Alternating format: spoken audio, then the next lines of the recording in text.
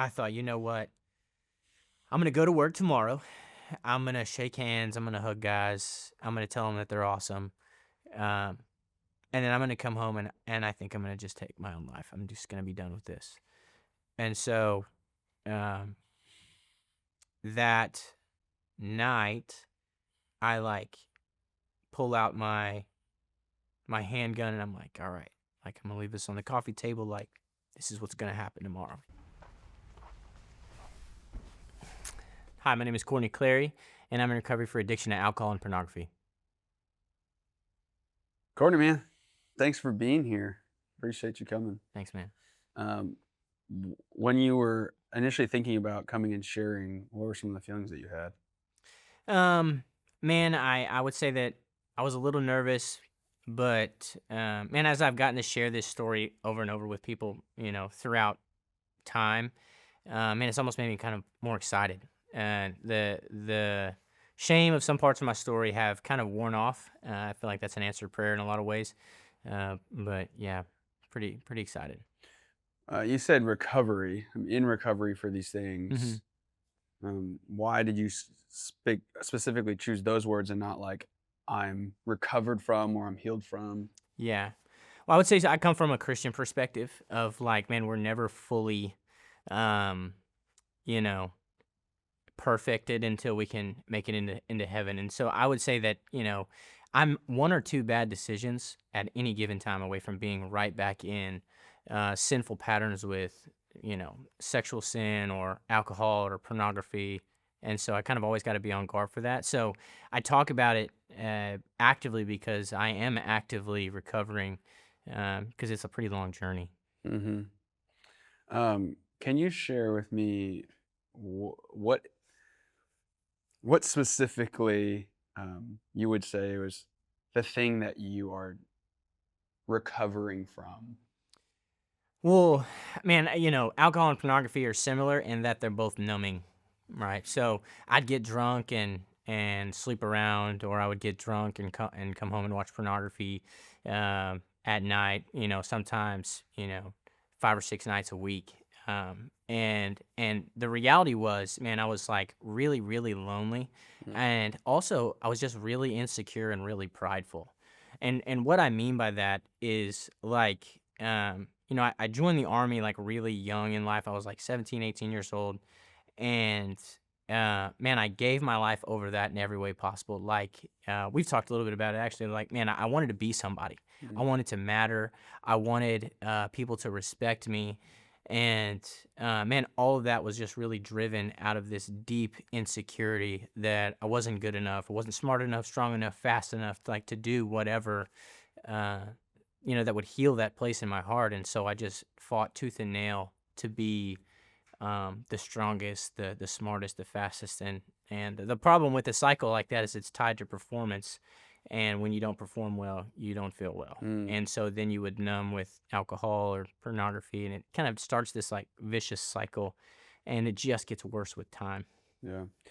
Do you remember when this idea of being somebody became such a prevalent desire in your heart? Yeah, I think like, well, I kind of grew up in an abusive home, and so the constant belittling or constant disrespect or ongoing abuse. I finished high school and I was like, man, this line kind of like stuck on me. It was like, man, no one is ever going to treat me that way again. Mm. And uh, from that point forward, then it's like, yeah, how can I make sure that that never happens again? Well, I'm going to be a man who's respected. I'm going to be somebody. I'm going to be important. People are going to know about me before they meet me. And it's just it's a never enough type of sin struggle. And so I would say very early on, because people don't know military ranks. Like if I asked you what's the difference between a sergeant first class and a master sergeant, you'd be like, man, one's probably higher than the other, but you don't really know. But even early on when you come into the Army, you've got this uniform. You've got this respect. You've got this, oh man, thank you for your service. Like there's this automatically given piece of respect that comes with that that, man, to be honest, it kind of poisoned part of my heart where I became expectant of that at all times. Mhm. So, Take me back. You talked about growing up in an abusive home. Can you share like maybe a story that you remember that would kind of paint a picture of what that was like for you when you said belittling or disrespected? yeah, I think like it's really difficult to pick out just one, and I think uh, the words that were used in my house were identity forming, and that meaning, you are statements. You're so stupid. Mm, You're useless. You're an idiot. Cuss words like, being called the B word, being called all kinds of things regularly, when that's weaved into your life in those like really influential and formational times of your life, you start to believe them, yeah. you know? And so it is less so more one specific incident, and then more so just a culture that was in my home Mhm. growing up, if that makes sense. What was your earliest memory of this beginning? Oh gosh. Um, Earliest memory of that is probably when I was like 12 or 13, you know, living with my dad. And man, a lot of forgiveness had to take place there, but like just kind of living on edge. House was volatile. Like the way that um, that our interactions were, there was really I had to always stay on edge and be ready for either an explosion of anger or a sharp correction, and it started that way. And then as I got older, more and more. I think every young man thinks he can take on his dad, and so then you get a little more defiant and a little more pushing back, and the problem with escalation is there's no real roof on it, and so from as early as 12 or 13 till a few weeks before I moved out of the house and joined the military, it was a constant battle, if Mm, that makes sense. yeah. I really, and I, it may sound redundant, but I think there's something to it. Um, I really want to hear a specific story from you because I think that gives like a substance to like what you're describing. Because like right now, We're at it's 30,000 yeah, feet. we're Yeah. high, and like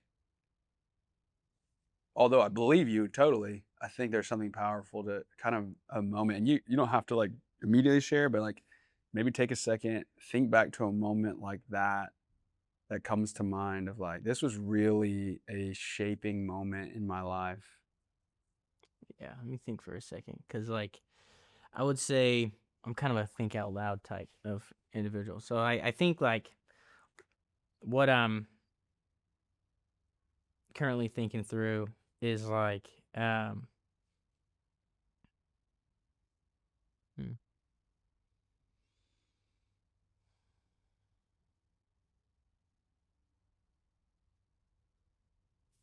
yeah, there was one instance where I so I had a couple jobs as a senior in high school, and most of it was just to kind of stay out of the house. To be honest, I didn't really enjoy being home very much. Um, my dad's one of the hardest working men that I've ever like seen. It's crazy. His work ethic is out of this planet.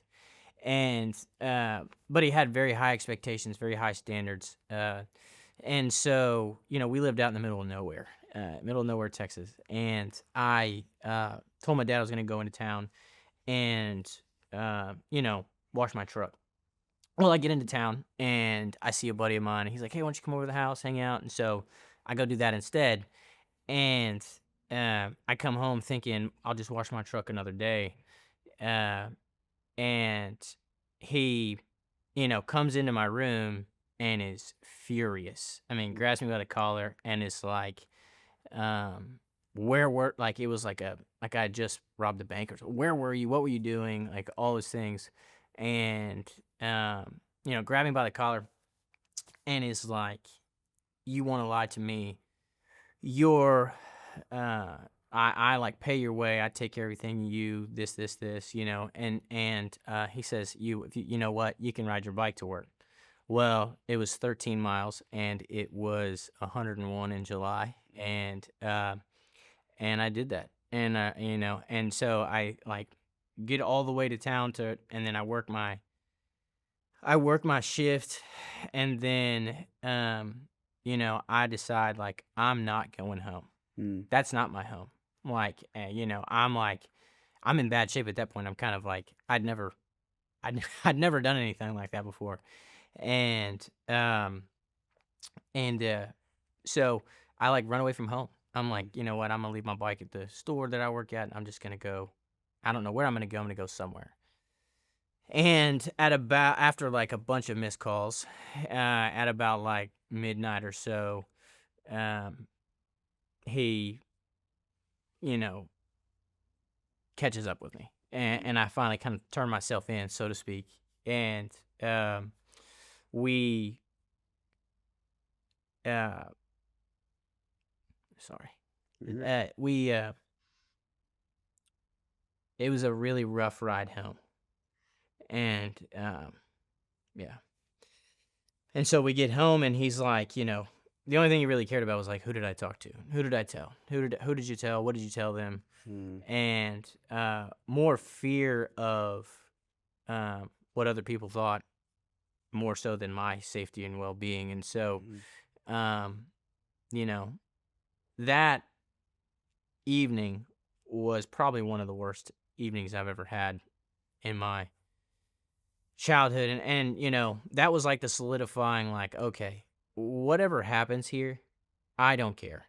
I'm looking for the finish line, and I'm gonna get there, and uh, I'm gonna join the army, and I'm never coming back here. And I mean, I feel like that's just Mm. one story, but I mean, I feel like there's Do you remember how you felt that night? man, I was terrified. I think I acted in mostly out of fear of just not thinking things all the way through of like, man, where am I gonna go? What am I gonna do? I was pretty terrified, and um, and then for that point forward, the thumb was on me pretty hard. It was like, oh, this guy's a this guy's a flight risk. Like, and so I only had a few months until I graduated high school, and so I like was just so done and so ready to be gone, and so it was like a mixture of like a lot of fear and then a lot of anticipation. Like Mhm. I was like counting the days. Mhm. Uh, and so yeah, I would say like that was kind of where I was at. At that point, are you already using alcohol and pornography? No, I was using pornography, but I couldn't like I didn't really have access to alcohol. I think that's one of the good things about growing up in like a really strict environment is you don't really get to do Yeah. much. But once I got able to do much, I tried to do as much as I could. Do you remember? Okay, so he picks you up. Assuming after midnight. Yeah. You go home. I'm assuming you go home. Hmm. At what point? Like, I'm assuming there's some really difficult conversations. Yeah. Describe those next like few hours after he picks you up.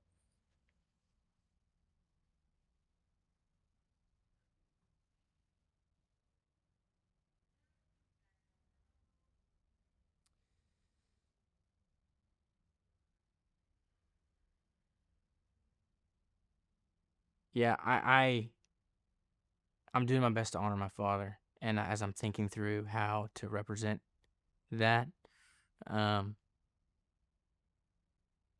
because I want restoration, Mm. and I know that's probably crazy to like say.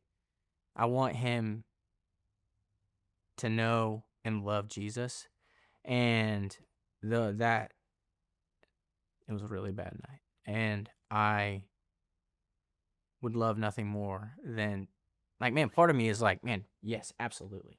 Like, here's play by play. And then part of me is like, man, I don't know if diving into the deepest details of that would hinder my father, if that makes sense. Sure. Can you do you remember a moment when okay, say that after it ended, do you remember, like, laying down to go to bed? Oh yeah. Man, I'm like laying in bed and kind of like I have to go to school the next day. And this Like is what, 3 AM at this point? yeah, it was like yeah, it wasn't July. It was a little. It was. I remember going to school, but anyway, um, I had to go to school the next day, and I'm like, laying in my bed, um, tearful, scared, and like just furious. Mm, And it felt like that anger didn't die out for years. mm, Just like this, uh, like every action had a not an equal and opposite react. Every action that I took, every means that I varied off the path a little bit was met with tyrannical force and overwhelming anger and tyrannical force. And so that like ignited this fire of like fury mm. that didn't die for years. And so, yeah, I just remember laying in bed and just gritting my teeth until I like got tired enough to go to sleep. This might be a weird question, and you can That's just fine. not answer it if you don't want or skip it, but if if you were to be able to go back to that moment and, like, almost dissect your heart, what, like, statement did you make to yourself from that moment? Yeah. Like, does that make sense? It Yeah. almost feels like the way you're describing it, it makes like it makes me feel like you made some sort of choice in your mind at that moment. Oh yeah. And that was when that what I said earlier was like solidified. It was like stamping in on a wax seal of like, man, no one is ever gonna do this to me Mm, again, ever. And so from that point forward, man, I would say that like authority became, which is funny because I was in the military, but authority became a really touchy subject, right? mhm, Kind of had this hero syndrome where if I saw people being mistreated, I was like, yeah, I'm gonna be the one to do something about that. mhm, And um, man, but all of that glorified me. I was like so bent on looking a certain way, looking good, or being the good guy, or being on the right side of whatever argument there was, or being right, period. mhm. So it was more so like, man, no one's ever gonna treat me that way again, and I'm gonna make sure of it. You described it as like your glory, but just from hearing your story, it sounds to me like it was to some extent safety that you were after. Yeah, Is there accuracy to that? yeah. I would say until I met the Lord, I did not know what safety was. Mm, I think I tried to fabricate as much security as I could. And man, like a lot of people find security in large amounts of money or like, hey, I got the biggest house on the block or whatever it was. But for me, it was like pride and respect and uh like all of those things like the way people treated me mattered. mm, And nothing else did. Which mm, which was like which is funny because like I didn't I I am not motivated by money. Right? I'm not motivated by things or anything like that. Uh, but uh, respect is like a real quick way to push mhm. those buttons. Yeah, I mean, it makes sense of what you're talking about. Yeah. Um, let's move forward to tie this into now. How do you get into kind of alcohol addiction, pornography addiction, sex addiction? Yeah. How did that? Yeah. How does that lead to that? Yeah. Because you originally said that was just a numbing that you were using to numb. Yeah. Well, alcohol and pornography, I would say pornography started early for me, like probably 14 or 15. Just like anyone having just unrestricted access to a phone is just honestly looking back, it's pretty crazy. But alcohol peaked into my life when I was about 20 or so. And it was more so like, this is what you do. The army's like kind of like a fraternity you never graduate from. So you just live like a frat boy for years. And so the barracks are like these, like giant frat houses they can be. And so, you can open your hallway door and there's a party going on down the hall and, you can do that. And so, but I was struggling a lot with loneliness and isolation. I think I grew up in the middle of nowhere and then now, I'm on the other side of the country, uh, kind of unraveling from everything that trying to get away from. Like everything I tried to get away from just followed me. Mm, I mean, in some ways it still does, you know? And alcohol became a means of kind of forgetting about that for a while. Like, you have these sharp, painful memories or these deep insecurities, this really self uh, over and over. Man, what do people think about me? Like, uh, what are people thinking about me? Did I say that right? Did I do that right? Am I good enough? It's just over and over. And so alcohol helped a ton with that because when I had like, even 4 or 5 beers, I'd be like, I wouldn't think about that at all. It was super helpful at the time to numb from uh, what I was currently feeling. And man, the reality is it just catches up with you after a while. mhm. Yeah. Were there any feelings or thoughts that you could pinpoint that were especially triggering to want to abuse alcohol or pornography? Yeah, I think like rejection from women was one that like really hurt my heart. The not good enough, like river of current undercurrent that flows through your life when you're kind of addicted to performance and pride and the the managing other ways people perceive you. You get I'd get turned down for I'd ask a girl for a number, get turned down, and I mean it would like why do you dislike me? Mm, Like, they don't know you, but it was such a real moment of, like, no one is loves me. Like, my mm, family doesn't love me, so then no one must love me, and you can say those things out loud, and you can say, Man, that's obviously not true," but the inner monologue of the things that you experience and grow up in, um, man, it can absolutely drive the way you make decisions. mhm. And so that rejection from women was one thing. And so I would use pornography, I think as like or I know, as a numbing agent from that. And then alcohol as well. Alcohol would help me get over the nerves and insecurities to talk to women. And then pornography is what I would use to rebound from that if that went Mm, poorly. And so, yeah. yeah, So, what, like, kind of take me to the point where it kind of just the numbing stops to work, or at least you yeah, become conscious of that yeah, and decide to take another route. yeah. I think that, yeah. I mean, I started drinking pretty heavily after my son was born in 2017, and Why?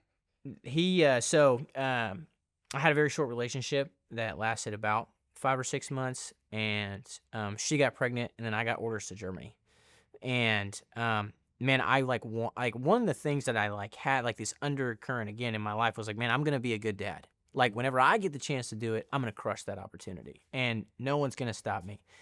And I got orders to Germany, and that relationship fell apart. And she's a great woman of God. Like we have a restored relationship now, where we co-parent my son in a way that I'm like really, really, it's a truly an answered prayer. But from 2017 to till I was finally able to get back here to the States in 2022, I mean it was just we fought all the time. Like we were two scared kids, both wanting to be good parents and struggling in our own ways. And so we just took that out on each other. Mm, And so this like identity piece of me that was like, I'm gonna be a good dad. It Silas said it wasn't true. Like I wouldn't call for to check in and visit like I should have. And man, like a lot of those things still weigh on my heart a lot. mm, I like I flew in a few days after he was born, and then I didn't see him again for a year because I had to go back to Germany. And so I was in Germany for a total of 3 years. And before I came back here to Waco, he's about 4 years old before I'm ever actually involved. Mm, And those 3 years, I just believed that I was a deadbeat. mm, And because I believed that, I acted like one, and I wouldn't reach out, or I wouldn't. Like, I tried not it's shameful to say, but, um, I just, like, didn't wanna think about it. It was something that was so, it, like, took over my life in a way that and I couldn't fix it. It felt like an unfixable problem because I'm now in another country, and so it's this, like, perfect mixture of a thing that's really important to you that you have 0 control over and no ability to fix it. And so I would drink every day. I mean, like, I'd come home. Sometimes it was just like a couple beers. Sometimes I'm getting hammered and going to work the next day really hungover. And some seasons were better than others. I think as I saw a counselor for a while, it was helpful. But for the most part, man, I just lived really recklessly. Kind of like, when you start believing things about yourself that aren't true, like I'm a deadbeat, or I'm an alcoholic, or I'm uh, like irredeemable, like I am discarded, then you're going to act that way. And I had to, like, I got pulled over. I should have multiple DUIs. Like, I should have multiple instances of, like, alcohol related charges. And man, I don't. And I have no idea why that is. Some people are not as fortunate, and but it was like every day for a long time. And then, you know, you move, or well, so your question was like whenever it started to fall apart. And I had to started to build in habits in my life where I like was drinking all the time. So then it became a normal part. So then imagining my life without alcohol was actually more difficult than anything else, because it was I'd go to the restaurant, I'd have a beer, or I'd go to or five, or I'd come home and then I would drink to go to sleep, and then I would drink a beer before work or something on really, really bad days. And you weave these things into your life. And the problem with alcohol, and man, you can look this up, like this changed my life when I understood it.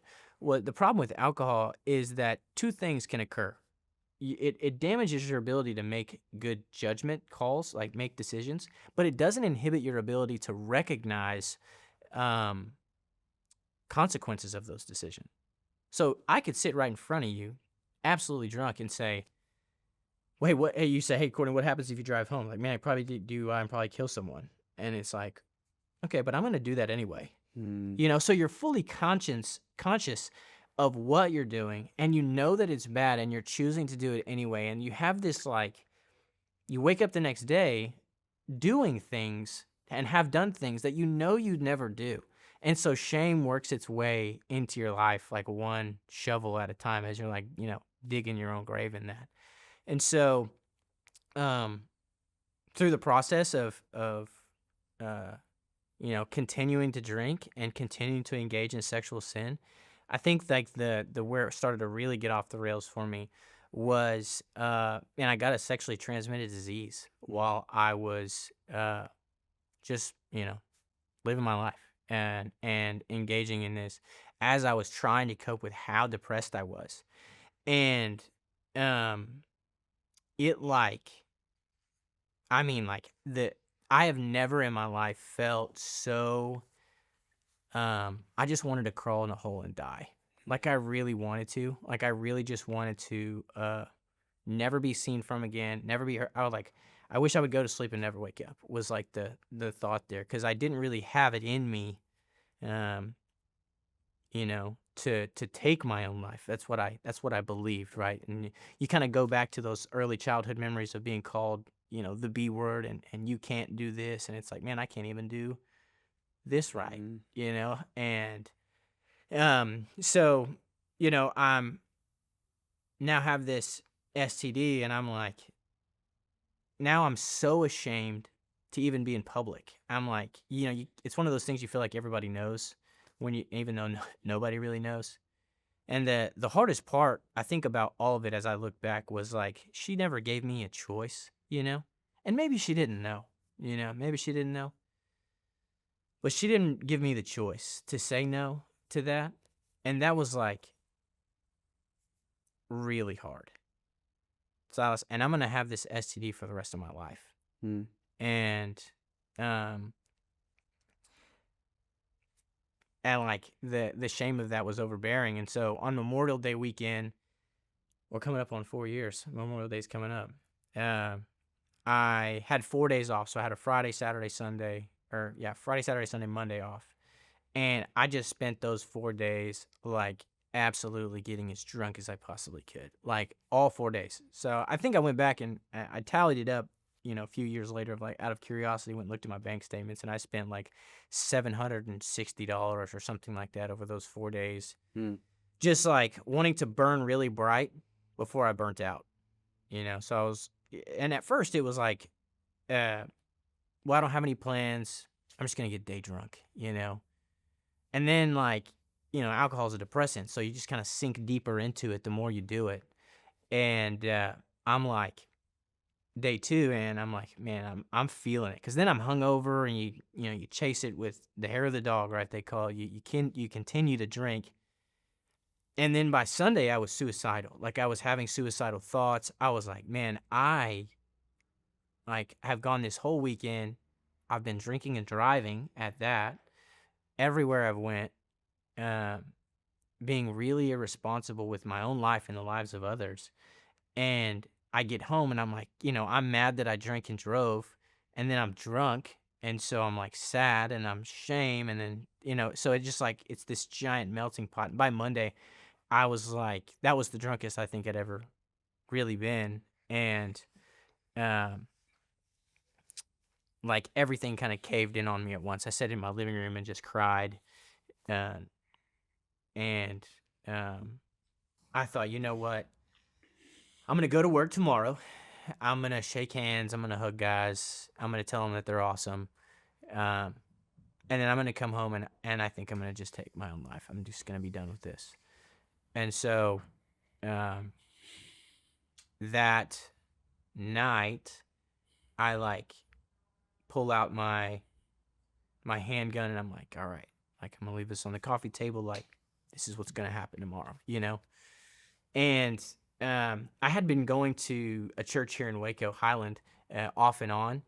And John Durham preached a message on, it was during his series called The Unsaved Christian, which I thought was honestly just really crazy. I was like, I didn't even know you could be an unsaved Christian. What do you mean?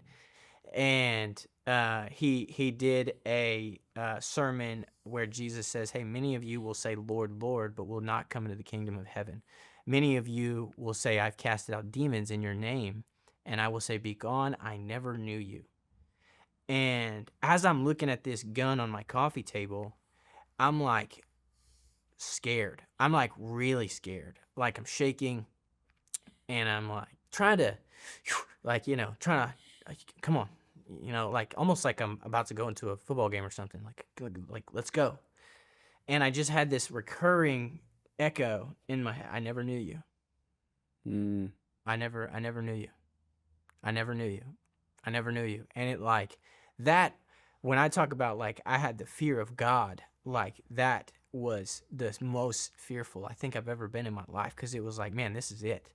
I'm not going. I don't know where I'm going. I couldn't tell you if heaven or hell was a real place.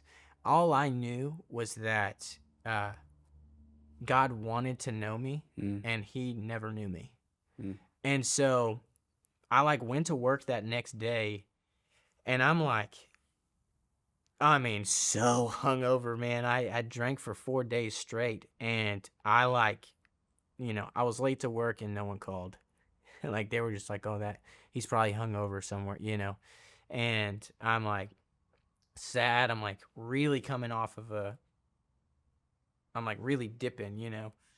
And I go to work, and I'm like, I make it through the morning, and I'm like kind of fighting back and forth with like, man, do I still do this? Like, it doesn't really matter. And well, it does matter. Your life matters. And I go out to my truck, and I'm like laying in my front seat, like across the middle of it, and I'm just like curled up in a ball because I'm so uh my body hurts so bad, and I just cried out to God in the most like, I mean, to this day I think the most genuine way I ever have, which was um like, I can you please help me? Hmm.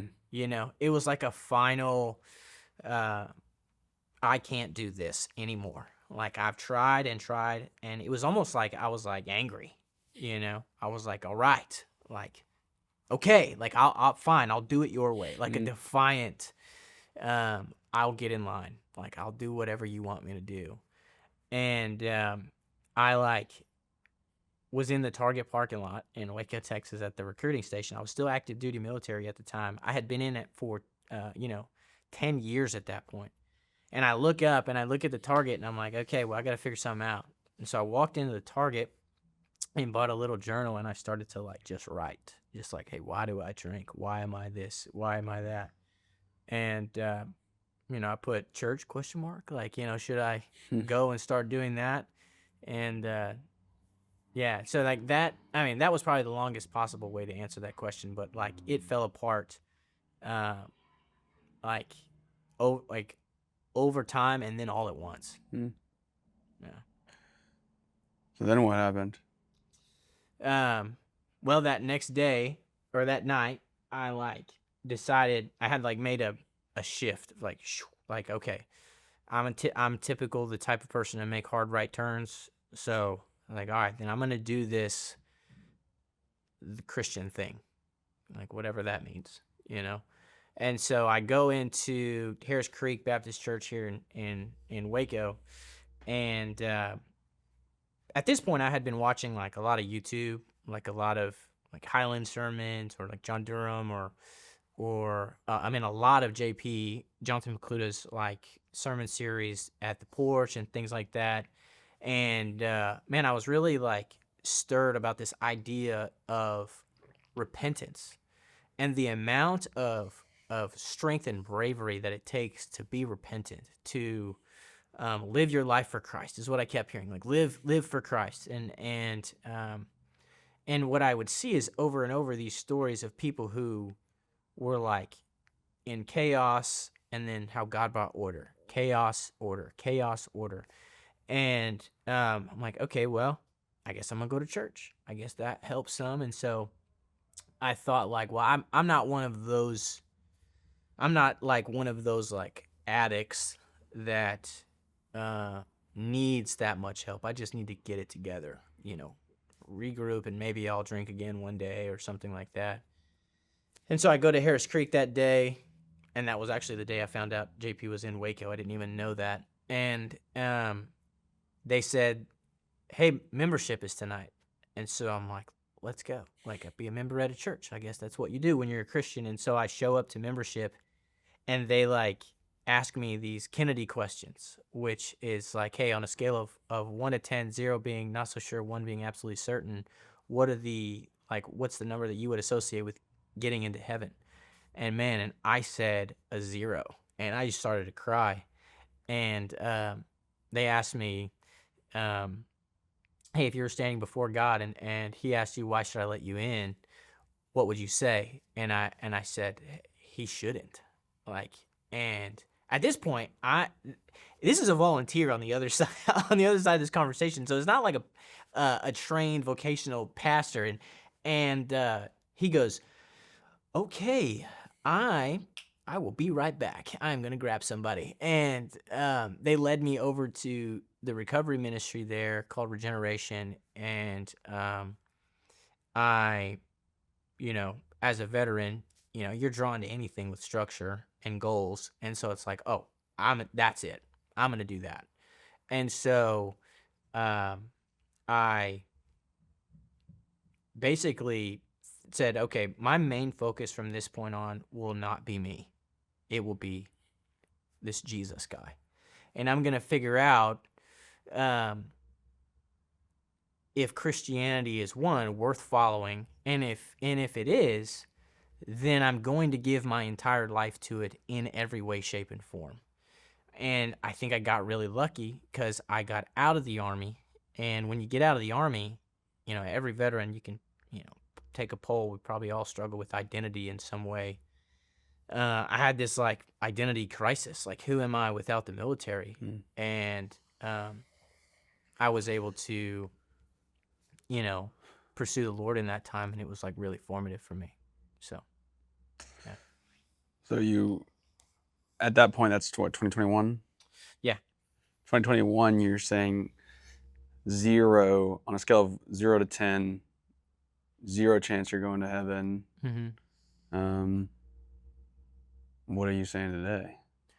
I would say that I'm a 10 for sure. I would say that I had there, and yeah, I'm trying to think of like, I feel like I could talk for an hour on that subject alone, but yeah, I would say that I'm a 10 for sure. When did that happen?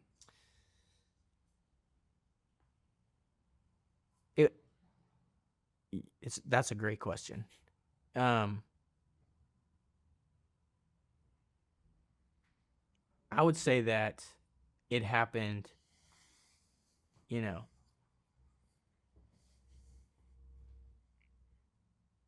that's a really good question, Silas. I'm like trying to think of like the moment. I would say I had just heard a sermon on 1 John talking about knowing of your salvation, like in your heart and in your mind, knowing that you can go to heaven. And so I'd always kind of had this thought of, man, you kind of got to be a good person. Don't rob a 7-Eleven, like help old ladies across the street. Like you gotta be a good dude. And then scripture would tell us that, man, no one is good. And so if no one is truly good in their heart, then what chance do we have? And the only chance we have to be reconciled or brought in with God is through belief in Jesus. And because Jesus lived a perfect life, he can be trusted, right? He can be emulated. He can be pursued as someone worthy of worship, and then also like following in formative ways about your own identity. And so I would say that I knew it when I confessed like I was going to go to the grave with secret, to be honest. It was like when I told people that I had an STD, that was like the thing I was going to die with. Like no one was ever going to know that about me, because that would have ruined every bit of respect that I had gained, right? And so it's like this, your biggest hurt is like sometimes paired with your biggest pain, like, or your biggest struggle. And so because I wanted to manage perception, I wanted people to think of me as a good man and someone who could be trusted. This was obviously something that you couldn't trust people with, or this person is nasty, or they would, the words disgusting, like those words were like really hard and hurtful. And so when I was able to confess that, I confessed that to a group of believers that I had, and I would read verses like James 5:16 that say, confess your sins to one another and pray for one another, so that, like it's like a dependent variable there, so that you will be healed. For the prayer of a righteous person is powerful and effective. And so confession and prayer heals you. And so I'm like, well, nothing else has worked so far. Like I'm gonna give that a shot. And the peace that I felt and the love that I felt from God in those moments are some of the most powerful memories I have of being a Christian, of being like really, really afraid and getting to the edge of the cliff there and being like, it's a leap of faith. Like you can plan all you want, but at some point you got to get to the edge of the cliff and be like, okay, I'm going to take this leap. And so, yeah, when I confessed my sin, I would say that like, and I still felt loved and accepted by Jesus. It was like, oh, I'm going to heaven. And then very shortly after that was the thought of, oh, then I'm here on a rescue mission. Then I'm here to tell people about Jesus so that they can feel his peace and his love as well. Mm. And it's not a mission that like I have any real power in. It's just like I get to be on the front lines and be a mouthpiece and help people understand scripture and help people understand their relationship with God so that he can work in their lives. And that takes a lot of pressure off of you as a person Mhm. who's like kind of oriented around performance for sure. Yeah. I want to go back to that moment when you were on your bed and you had just had that night with your dad, and you kind of just said like, "I will never exist under this any sort of authority ever again. Like no one's ever going to like rule me." Yeah. Yeah. Um, and then it's interesting you said like in that Target parking lot, however many years later, laying Mhm. across that seat saying, "Fine, we'll do it your way." Mm-hmm. Was there was there a level was there a moment of just like surrender, submission Yeah. in that moment that Yeah. said, "Okay, I'll let you be my father." Yeah. That's surrender was the word that I was thinking as you were like recounting that. And I never really made that like connection. So I appreciate that. I think like um yeah, the surrender at the what's the right way to like the joy that comes with surrender is highly underrated, Mm, right? It's like you kind of go from wondering, man, am I doing this right? Like, am I on the right team? Am I living my life correctly? What's correct? Like, am I living my life, uh, you know, morally good? Like, more like objectively, am I living my life well? What's well? Well, who gets to define that? You know, to this like clearly paved road that's like, oh, um, I am living my life well, and I'm gonna do it poorly, right? As I learn and grow and change, and I'm gonna make mistakes, and the love of Jesus is still there, even if I do. And it's like bumpers on a bowling alley more than anything else. And it's like there's forgiveness and love, and it's going to be hard, and truly, it's much more exciting to live a Christian life than it was for me to be a frat boy for mm, however long I wanted to live that way. And so, uh, yeah, that moment where I'm like, no way uh, is anyone ever going to treat me this way again. And the moment of defiant breakdown is like um, really powerful because I think they show the way that sin in my own life ruled me. mm, You know, because no one was ever going to treat me that way.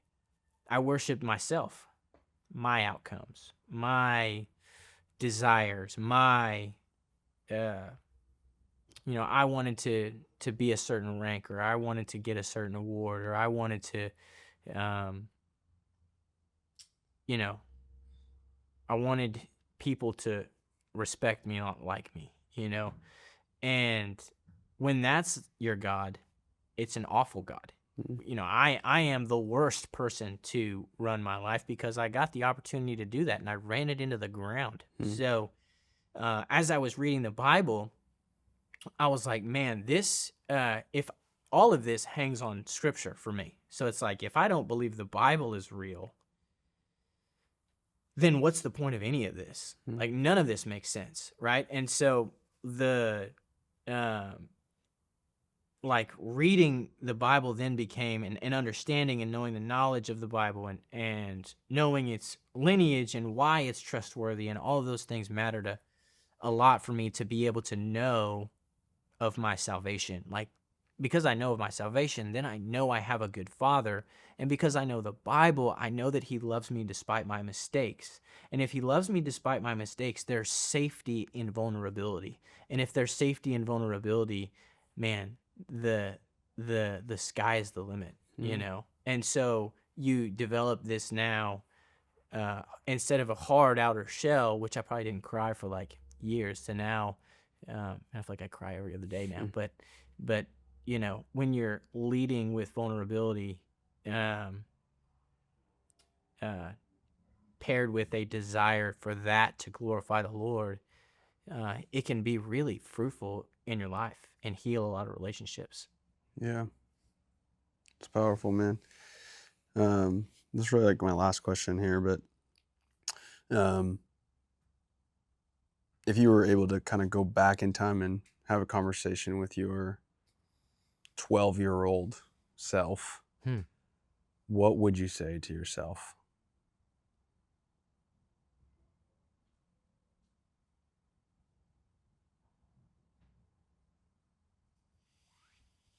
That's a great question.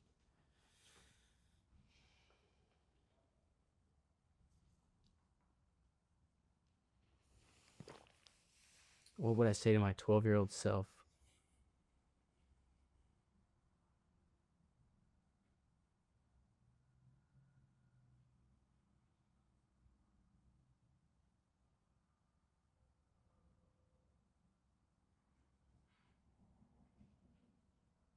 Hmm.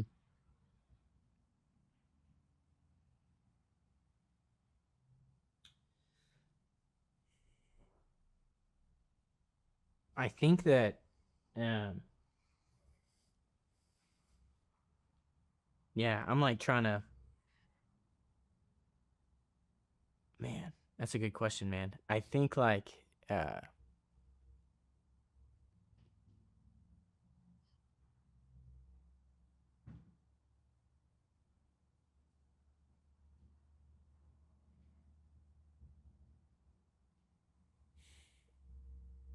so many like random things are popping in my brain of like, man, invest in Google or like, just like random stupid stuff. But I like the thing that's kind of like pushing through all that is, man, just hang on. Like if I'm 12, 13 years old, I'm transitioning between my mom's and my dad's house, and that's a tough time in my history. And uh I would tell my son, hey, or my son, excuse me, I would tell myself, um, like,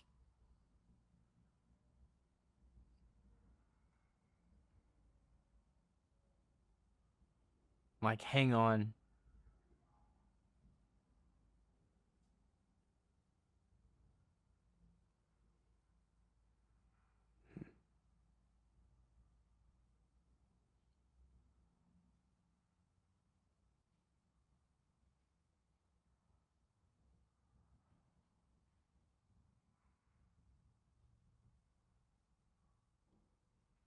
I think like I'm like struggling because I like want to warn myself of so many things. I want to say, um, hey, when this thing happens with your family, just know that it'll be okay. Or like, hey, whenever this girl says this thing to you, just know that it'll be all right. Like it's not true. Like I want to warn of all these specific little situations, and truly what I probably would actually share is like some direction. It's just like, man, I know your family does not want you to go to church. I know your family does not want you to have um, those values, um, but they will protect you, and God is going to protect you no matter what happens to you. And because the reality is, if I couldn't alter any single thing in my life, if my life, if you look back and I could say, hey, 12-year-old self, don't do X. I don't know if I would, because of my perspective now of, man, every bit of my life glorifies God in some way and exists to help others know about him. So every bad thing that's ever happened to me doesn't mean that God isn't good. It doesn't mean that he doesn't love me. And so it would be more so to just tell my younger self, man, hang on. Mm, The Lord loves you, and he's protecting you from a lot more than you realize. mm, And that maybe more than you'll ever realize. yeah. Um, no, this is my last question. Okay. What would you say you know to be true beyond a shadow of a doubt, and your life reflects it? You said, what would I know to be true? and my life reflects it. Okay. I would say,